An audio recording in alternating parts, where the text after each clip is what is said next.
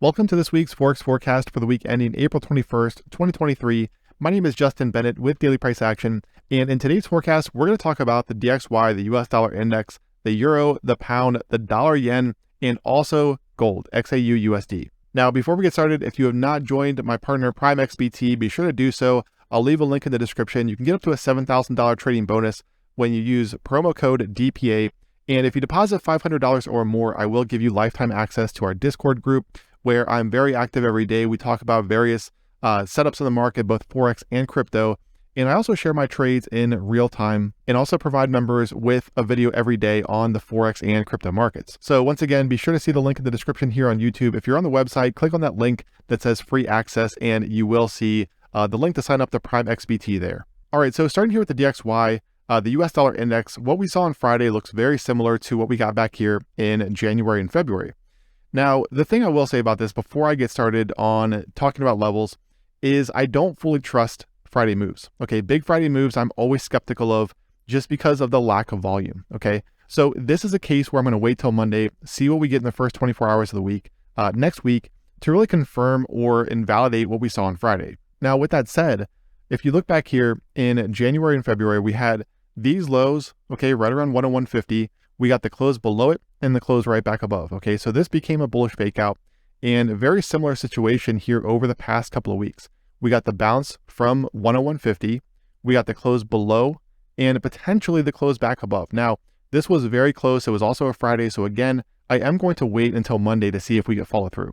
So this is very simple. We either get a close on Monday up here to confirm what we saw on Friday, or we get a close back below the 101.50 area to negate what we saw on Friday. All right, now something else to keep an eye on is going to be this channel, where if we look at the 4-hour time frame, you can see how well defined this is going back to this high. Okay, we've got this high up here, this one, and then we've got two lows, the low from back here, and also this one. Okay, so this is going to be a channel to watch as well, to where on Monday, if we do get follow through to the upside above 101.50, you're going to want to keep an eye on this resistance level. Okay, break out of this, and we could see a run at that monthly open around 102.60. Above that, we've got the 103.50 yearly open. Now, like I said, if we do see the DXY start to rotate lower on Monday and close the day below 101.50, then that could signal weakness. Okay, that could signal a continuation of this downtrend, potentially down toward the 99.30 area, but this is going to be a very critical area for the DXY, given the fact that it is the year-to-date low.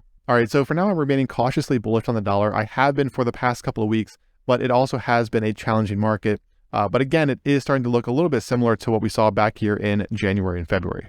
All right, so next up we have the EURUSD, which we saw a failure up here at the previous year-to-date high at 110.30. Okay, so this is a very significant area. I've shown that multi-decade trend line for the EURUSD, where that level comes in right across this high and right up here around 110.50 last week. Okay, so this area is incredibly significant for the euro, not just something that goes back to the start of 2023, but it even goes back a few decades. Okay, so this area is one to watch. Now you can see we got the failure, the close above, the close back below. And so this does look relatively weak, but once again, it was a Friday, so you have to be a little bit careful. This is a case where I do want to see the next 24 hours to see what we get here from the euro. Now, if we go to the 4-hour time frame, here's what I'm watching for next week. Okay, so you can see that we've got this trend line off of this high. This one here, we had consolidation right below the level. Okay, and then we got the breakout. Now, this, as of now, is a bearish fake out. Okay, this up here is a bearish fake out to where we could get that move lower next week. All right, now the key for the euro is going to be to find resistance up here between 110.20, 110.30. This area is now going to be resistance for the euro once again. Okay, so if we see it remain below here, then we could get that move down here toward 109.30, potentially the bottom of this trend line on the 4-hour. All right, so that's kind of what I'm watching. If we see the euro reclaim 109.30 on the higher time frame, sustain break above this, then we're probably just looking at that move higher. Okay, but as of right now, this does, once again, look like a bearish fake out. We just need that follow through on Monday to see the euro remain below this area up here and potentially get that run down toward 109.30. All right, so for the pound, guys, crazy week last week. We got the break above this range high. Up here, you can see range highs from back here in December. Once again, through January, we had range highs right around 1.2445. We've talked about this a lot. We got the break above, okay, close above, held above it for a couple days, then we got follow through to the downside, all right, making this look like a bearish fake out. However, the pound once again rallied, took out this high up here, and then failed again. Okay, so this looks relatively weak just because the pound had multiple attempts to break out from this area, and it has not been able to do so because Friday did close back below those range highs. Now, again, I'm going to say this with every pair we look at today. It was a Friday, big moves on Friday I'm never fully trusting of. I do want to see some follow through on Monday. Now, if we look at the 4-hour time frame here, this is kind of what I'm watching for the pound going into early next week. We have a trend line off of some of these lows, and this is where the pound found a little bit of support on Friday, okay? So this is our previous range high up here, right around 1.243, maybe 1.245 in this area. If the pound finds selling pressure here, okay, and fails at this area, and we get the break below this trend line, then that could be a short down here toward 122.90 and potentially that mid-range around 122. Now, if on the other hand, we see the pound just start to grind back above this resistance area, okay, start to grind back above here, sustain break on the higher time frames, then it makes Friday's move a little bit more questionable, okay? And we're basically just looking at a range here for the pound, okay? Now, I would personally like to see this area become resistance and get that break below the trend line for that move lower. It would line up with what we're seeing on the daily time frame. But once again, Friday moves are always a little bit questionable. So we'll see how this goes here in the next 24 hours next week. All right, so next up for the dollar yen, we saw a lot of chop around that 132.90 level last week. So you can see that this was our key horizontal, resistance back here, support, resistance once again, and the dollar yen closed above it on a couple days. We then got the close below on Thursday, closed back above on Friday. Okay, so as of right now, I'm kind of treating this down here as a bearish fake out, basically a bear trap, okay, because the market did close back above 132.90. So as of right now for the dollar yen, this channel that I've talked about is still intact, okay? So we have this higher low down here, same thing through this area. So like I've said recently, this does look relatively similar.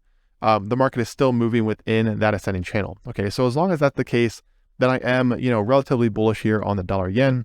It does need to hold 132.90 next week though. If we see it start to fail below this, and get back below these lows, then that would look relatively bearish for the dollar yen. All right, but also don't take your eye off of 134.40 because this is going to be a very critical level for the dollar yen coming up next week. Okay, a lot of touches off of this area. So I would expect some type of weakness from here.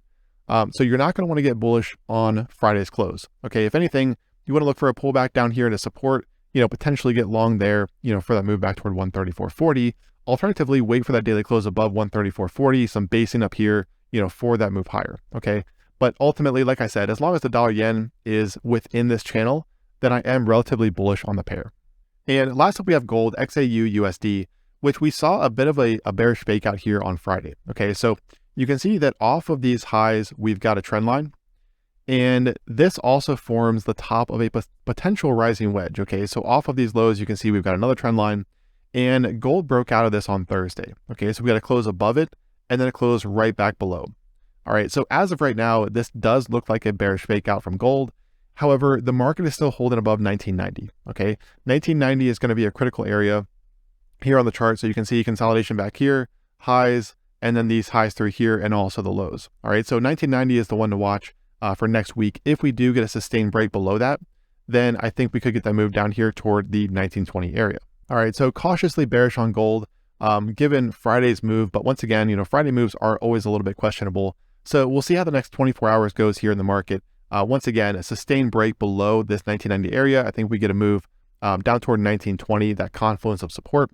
Alternatively, if we see the market just kind of push higher and continue to grind into these highs back here, then we are probably looking at that move toward 2070. All right. So relatively bearish. We'll see how the next 24 hours goes though to either confirm or negate what we saw on Friday.